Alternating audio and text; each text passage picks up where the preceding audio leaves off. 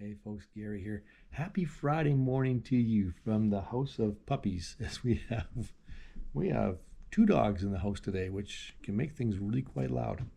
Um, Yesterday we talked about hard times, right? When hard times come into our life, when we're facing really difficult things, what do?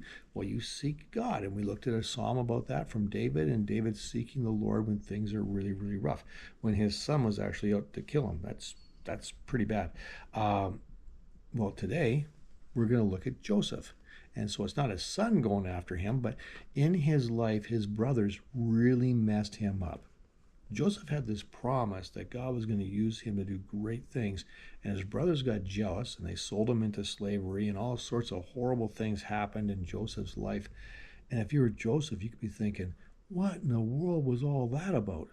Well, later on in his life, when he looks back on his life, he goes, okay, I see God's reason. I see God's purpose in this. And so we're going to look at Genesis chapter 50 today, verse 18 down to 21. And in this, Joseph's brothers come to him and they are fearful because Joseph is a big deal now. He's in charge of Egypt, and they're thinking, oh, he's going to get revenge on us now. Well, this is what Joseph says to them. Verse 19. But Joseph told them, don't be afraid, for I have no right to change what God has decided. Right there is an incredible truth. Joseph is saying, God was always in control. Who am I to complain about it? Who am I to want revenge on this? And he goes, verse 20, you tried to harm me, but God made it turn out for the best so that he could save all of these people as he is doing now. Joseph is saying, man, saving all these people was worth what I went through. Don't be afraid. I will take care of you and your children.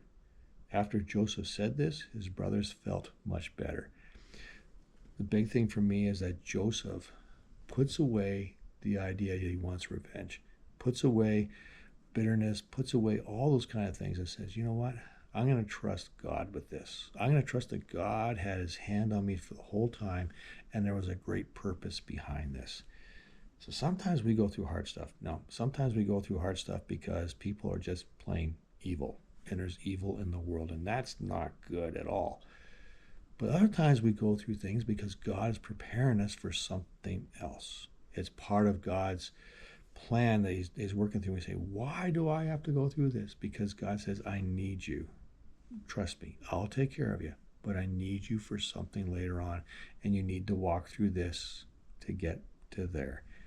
And that might sound hard, but when we trust God, just as David did in the psalm we were talking about earlier, when we trust God, it helps us walk through those things and say, Lord, I know you've got a reason. I know you got a purpose, and I trust you as I'm walking through this. And it makes all the difference when we trust that the Lord is with us. It's not so much about how tough the journey is. It's about who you take that journey with who you go with in that journey.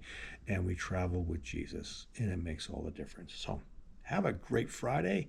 We'll see you guys tomorrow.